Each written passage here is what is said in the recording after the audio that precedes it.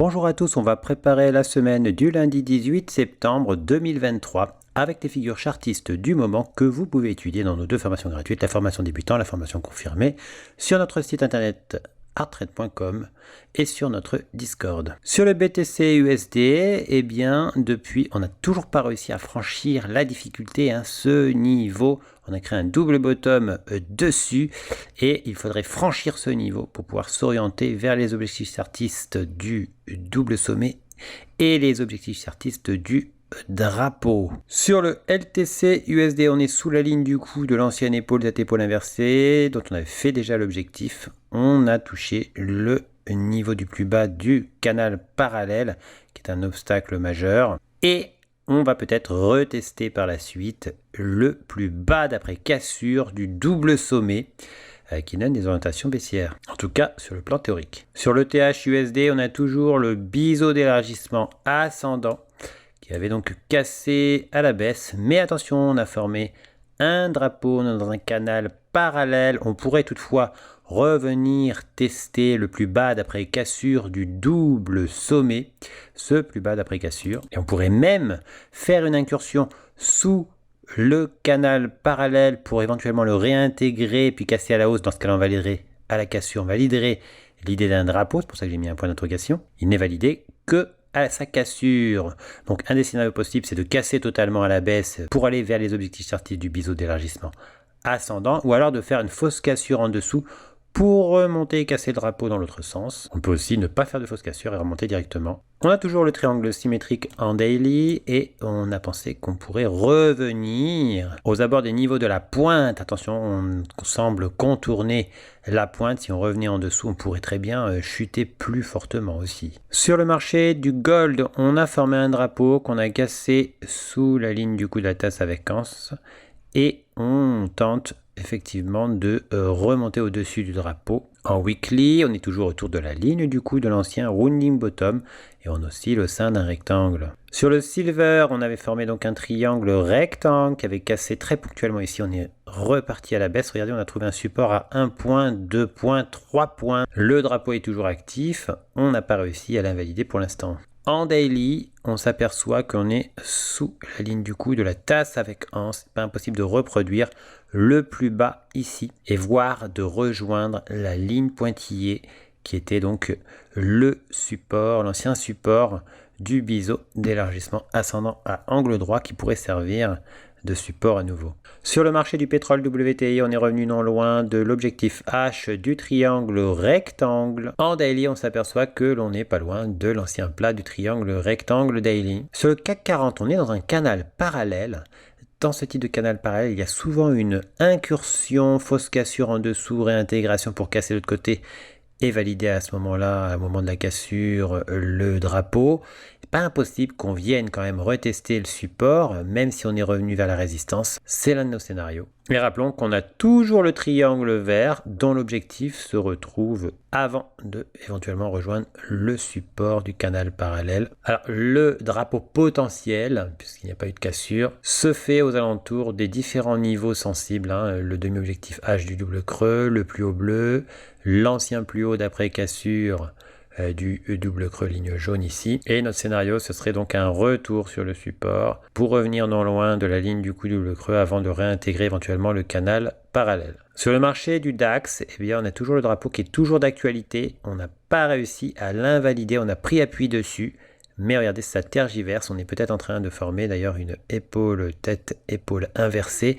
Mais attention, nous aurons cette semaine, pour concerner les indices, notamment les indices américains, l'annonce de la Réserve fédérale américaine. Ce sera mercredi, annonce du FOMC. Sur le DAX, on rappelle que le drapeau est vraiment dans un contexte défavorable puisqu'il est sous un niveau sensible, le plus haut majeur. Sur le marché du FTSE, on a cassé puis réintégré la ligne du coup du double bottom. Attention, il pourrait très bien y avoir une chute sensible avant le retour de la hausse. En daily, on s'aperçoit qu'on pourrait très bien revenir repréciser notamment le drapeau vert. Sur le marché du Dow Jones, on a toujours l'objectif H de la tasse avec anse qu'on avait quasiment fait mais pas tout à fait et on a le biseau descendant. On voit en H4 ce biseau descendant qui avait cassé à la hausse. On a eu du mal à rejoindre le plus haut d'après cassure de ce biseau descendant. Regardez, un repli notable juste avant de rejoindre ce plus haut d'après cassure. Pas impossible de revenir sur cette ligne remarquable, la ligne marron qu'on a reconnue à plusieurs reprises, avant d'éventuellement redécoller, ce qui voudrait dire une chute, pourquoi pas une chute des indices, jusqu'à l'annonce de mercredi soir du FOMC. Sur le S&P 500, on hésite toujours avec des oscillations autour de la ligne du coup de l'ancien double creux. On a toujours le drapeau vert qui a des objectifs haussiers. On se rappelle qu'on a toujours l'épaule tête épaule inversée dont l'objectif le plus haut se trouve être l'objectif H. Sur le marché du Nasdaq, on avait tenté de prendre appui à plusieurs reprises sur le biseau d'élargissement descendant.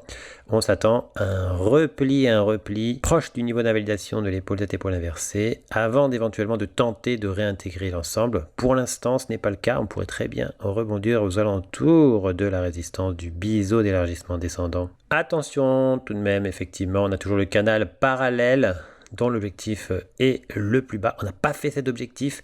On est revenu aux alentours du niveau de cassure de ce canal parallèle avec une ligne remarquable, cette ligne marron qu'on a reprécisée avant la chute de vendredi. On a donc là un scénario qui s'annonce plutôt baissier pour ceux qui connaissent les cas spéciaux de notre formation expert. Sur le Nasdaq, il y a toujours la tasse avec anse et on est en train d'hésiter aux alentours de la ligne du coup. Sur l'euro GBP, on n'a pas réussi à franchir le plus bas du drapeau. On avait reconnu le drapeau pour le pullback.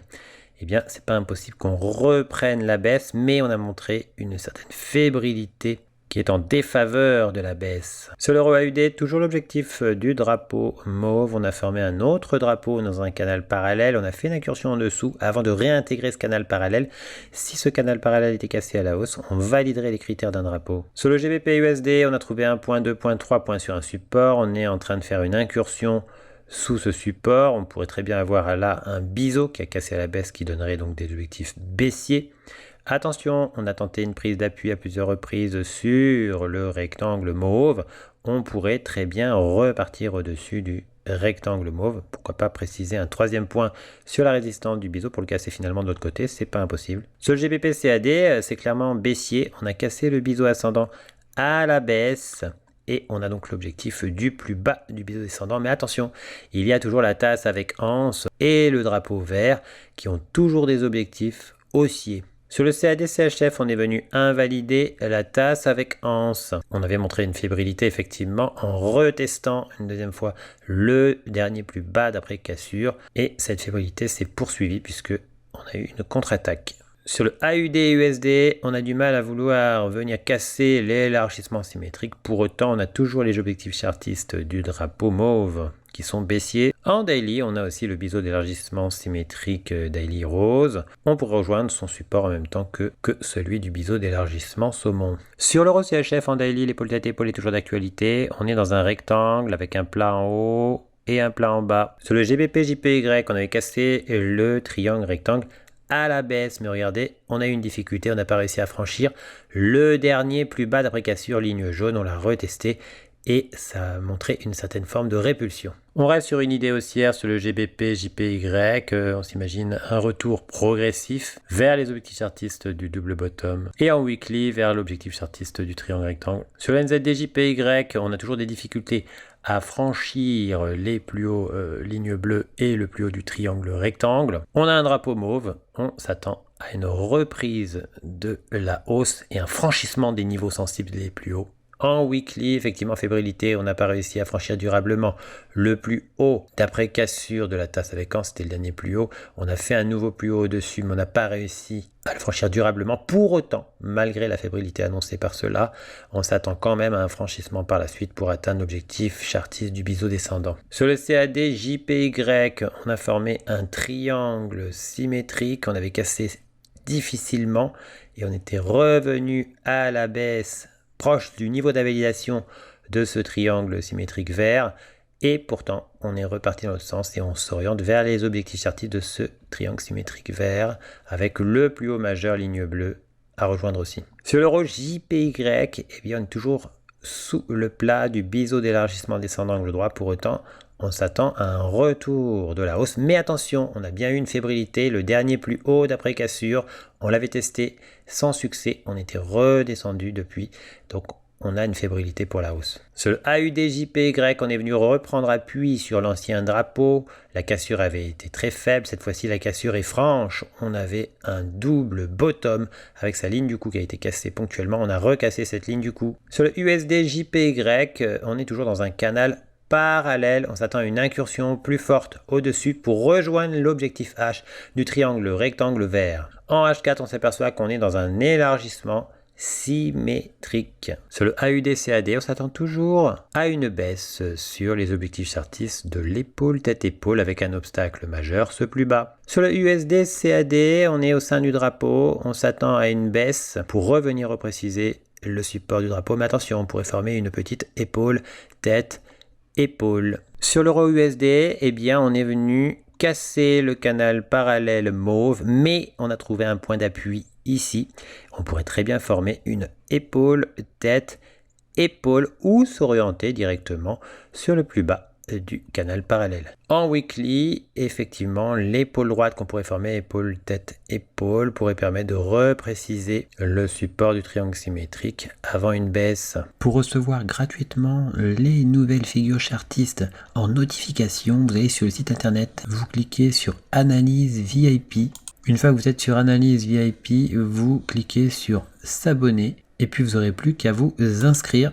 Ici, vous mettez un mail, un mot de passe, vous indiquez que vous n'êtes pas un robot et vous mettez s'inscrire. Vous serez alors abonné, vous recevrez toutes les notifications des nouvelles figures trouvées, que ce soit les figures chartistes ou les figures harmoniques. Figures que vous pouvez étudier gratuitement dans nos 2 formations gratuites, le niveau débutant et le niveau confirmé. On a encore 3 autres niveaux qui eux sont payants. En cliquant sur figures chartistes, vous arrivez sur la liste des figures chartistes du moment que l'on a posté. Vous retrouvez aussi les vidéos concernant les analyses chartistes du moment. N'hésitez pas à venir aussi nous découvrir sur notre blog, tout en haut ici, blog. Vous y trouverez nos derniers posts, les défis Art Trade, ainsi que toutes les nouvelles Art Trade. À bientôt sur notre site arttrade.com.